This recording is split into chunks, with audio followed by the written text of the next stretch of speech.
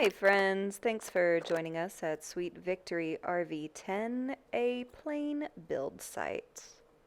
Today we are working on rudder trim tab modifications, and I am in the background working on deburring ribs for the horizontal stabilizer.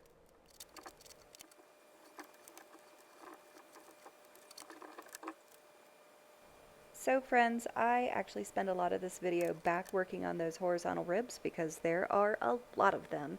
So Robert is actually going to take over a lot of the audio part for this video, and we have some real-time clips showing uh, the cutting process and describing what's going on.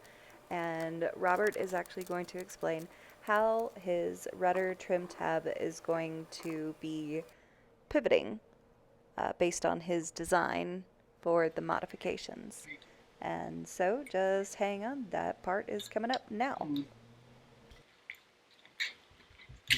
I'm like doing a whole lot of detailing because I just drew this black line right here to be my cut line, and it's a 16th of an inch from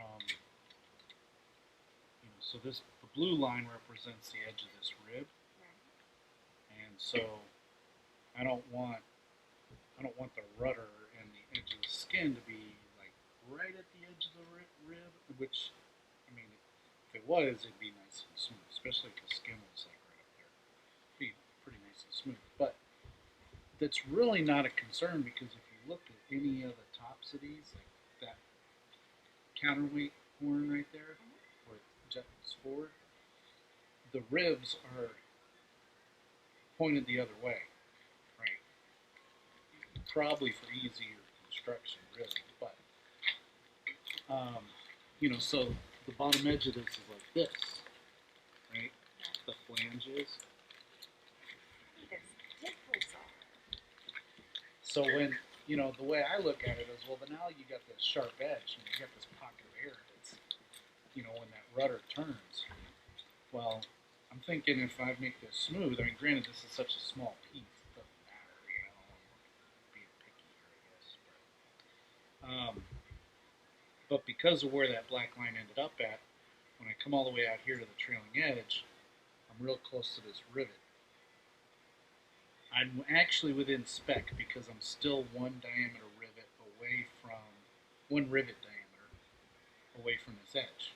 It's like I'm an eighth of an inch from that edge, from the edge of the rivet to the edge that I drew. So I'm within spec. That's the minimum, one rivet diameter from the edge. But I thought, well, it just kind of looks a little wonky being that close. So instead of like moving the whole rudder, instead of moving this whole cut line, which I could do, it's an option. I thought, well, why don't I just put this little angle here? Okay. It gets me a little further away. Now I'm like more than a quarter of an inch, right at quarter of an inch away from it. So I'm twice the rivet diameter. And I'm not sitting right at the edge. And it actually wouldn't look bad. It would look kind of fancy having this. And see this. The reason I chose this angle is because this angle is actually 90 degrees to this angle. And I think that's why it looks good. Cool.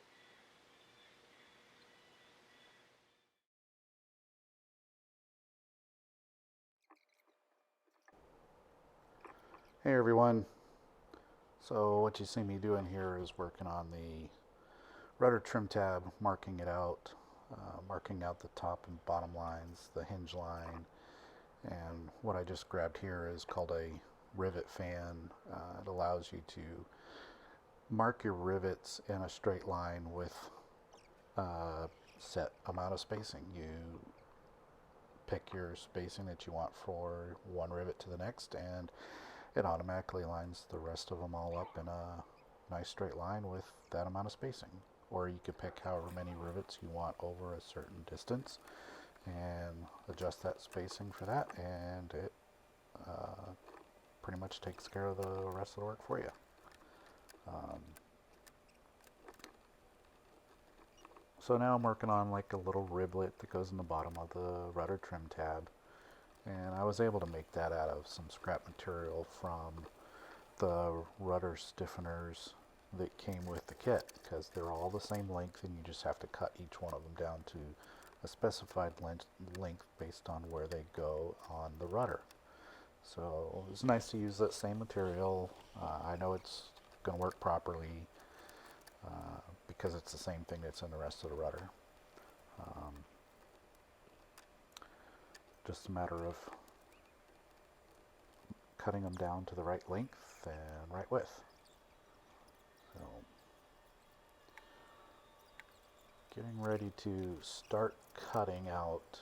Got it all marked, propping it up so I don't cut into the nice workbenches that we made.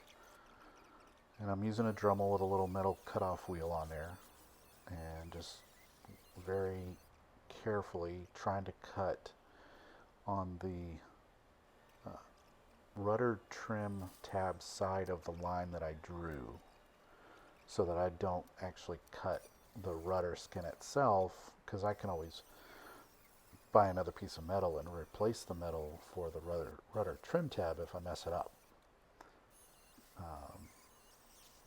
So there, where that gives me the error side of the rudder trim tab versus cutting too much into the rudder skin itself.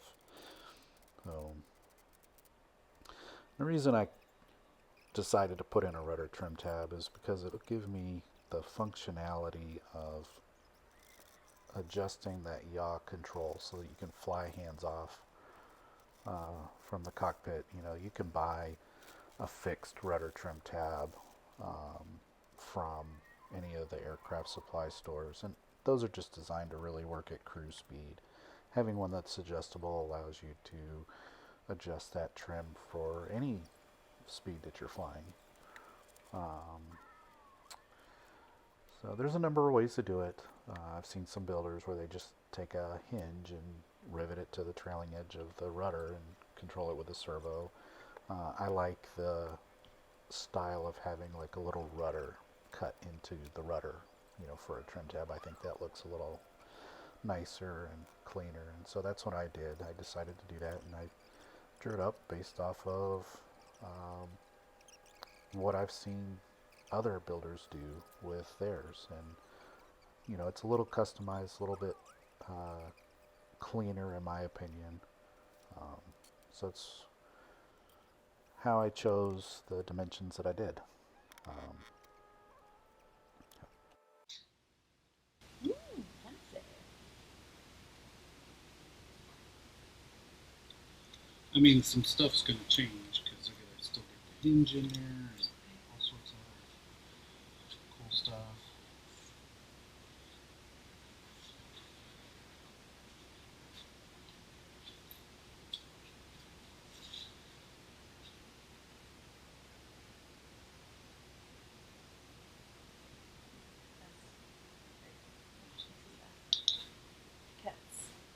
That's pretty freaking cool, man.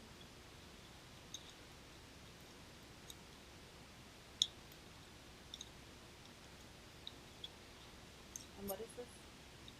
This is the rudder trim tab. The hinge, just like I showed you. Now I can grab it. Just 30 degrees this way, and 30 degrees the other way.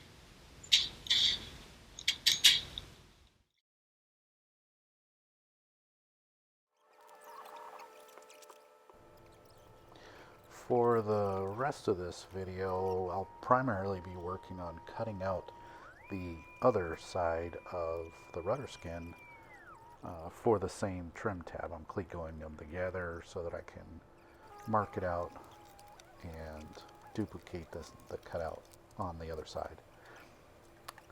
For this, I thought I might use a scroll saw, being that it's got such a fine blade, and it would also make it easier to make it turn, but that didn't work out so well. I ended up uh, still using the cutoff wheel and the Dremel, which you'll see here in a minute.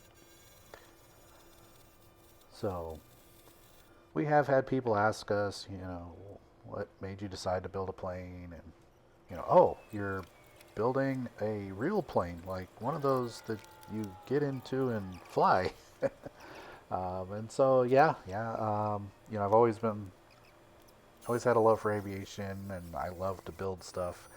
And I have had model airplanes in the past, but yeah, this time with having a kit um, to that's fully engineered.